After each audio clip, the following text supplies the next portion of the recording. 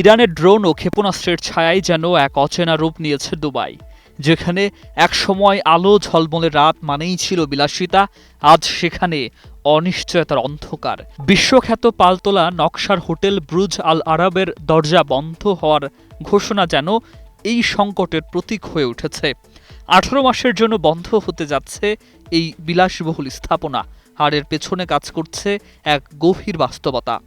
যুদ্ধের আতঙ্কে পর্যটকদের সরে যাওয়া। মধ্যপ্রাচ্যের এই পর্যটন স্বর্গ এখন আর আগের মতো নিরাপদ মনে হচ্ছে না। ফলে একের পর এক বুকিং বাতিল, ফাঁকা হয়ে যাচ্ছে অভিজাত হোটেলগুলো। এই দৃশ্য যেন একটি সমৃদ্ধ নগরীর ধীরে ধীরে নিঃশব্দে থমকে যাওয়ার গল্প বলছে। এই বন্ধের সিদ্ধান্তের পেছনে আনুষ্ঠানিকভাবে সংস্কারের কথা বলা হলেও বাস্তবতা অনেকটাই ভিন্ন। হোটেলটির মালিক প্রতিষ্ঠান জুমিরা গ্রুপ জানিয়েছে, দীর্ঘ প্রতীক্ষিত সংস্কার কাজ শুরু হবে ধাপে ধাপে। ফ্রান্সের খ্যাতিমান ডিজাইনার ট্রিস্টান অ্যাওয়ার এই প্রকল্পের নেতৃত্ব দেবেন, যা নতুন রূপে হোটেলটিকে ফিরিয়ে আনার পরিকল্পনার অংশ। তবে অভ্যন্তরীণ সূত্র বলছে, পর্যটক সংকটই এই সময়কে বেছে নেওয়ার প্রধান কারণ। যারা আগে থেকেই বুকিং করেছিলেন তাদের জন্য হোটেল স্থানান্তরের ব্যবস্থা করা হচ্ছে। সব মিলিয়ে এটি শুধু একটি সংস্কার নয়, বরং সংকট মোকাবেলার কৌশল হিসাবেই দেখা হচ্ছে।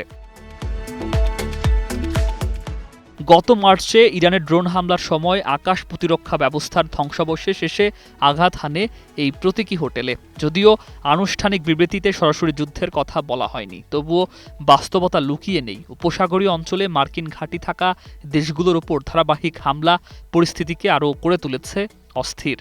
ইউনাইটেড আরব এমিরেটসের মতো দেশ, যা দীর্ঘদিন স্থিতিশীলতার প্রতীক ছিল, এখন নিজেই হয়ে উঠছে লক্ষ্যবস্তু। এই পরিবর্তন শুধু নিরাপত্তা নয়, বরং অর্থনৈতিক আস্থারও বড় ধাক্কা।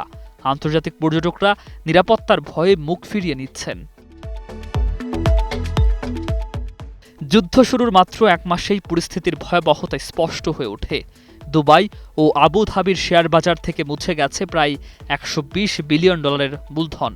বাতিল হয়েছে 18,000-এর বেশি ফ্লাইট, যা সরাসরি আঘাত এনেছে পর্যটন ও বাণিজ্যে। আবু ধাবাই সহ গোটা অঞ্চলেই দেখা দিয়েছে অর্থনৈতিক চাপ। যেখানে তেল নির্ভর দেশগুলো কিছুটা লাভবান, সেখানে দুবাইয়ের মতো সেবা ও পর্যটন নির্ভর অর্থনীতি পড়েছে চরম সংকটে। একসময় নিরাপদ বিনিয়োগ কেন্দ্র এখন ঝুঁকির তালিকায় উঠে এসেছে। এদিকে একের পর এক হামলার প্রভাব ছড়িয়ে পড়ছে নগরের গুরুত্বপূর্ণ স্থাপনাগুলোতে। পাম জুমাইরা, দুবাই বিমানবন্দর এবং ফুজাইরার তেল স্থাপনাগুলো ক্ষতিগ্রস্ত হওয়ায় আতঙ্ক আরও বেড়েছে। তবুও ধ্বংসাবশেষের আঘাত এড়ানো যায়নি। এই পরিস্থিতিতে দীর্ঘমেয়াদে বিনিয়োগ ও পর্যটন খাতকে অনিশ্চয়তার দিকে ঠেলে দিচ্ছে।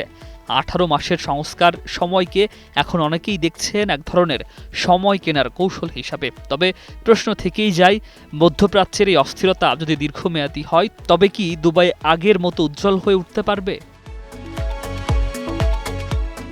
News desk, 21 television.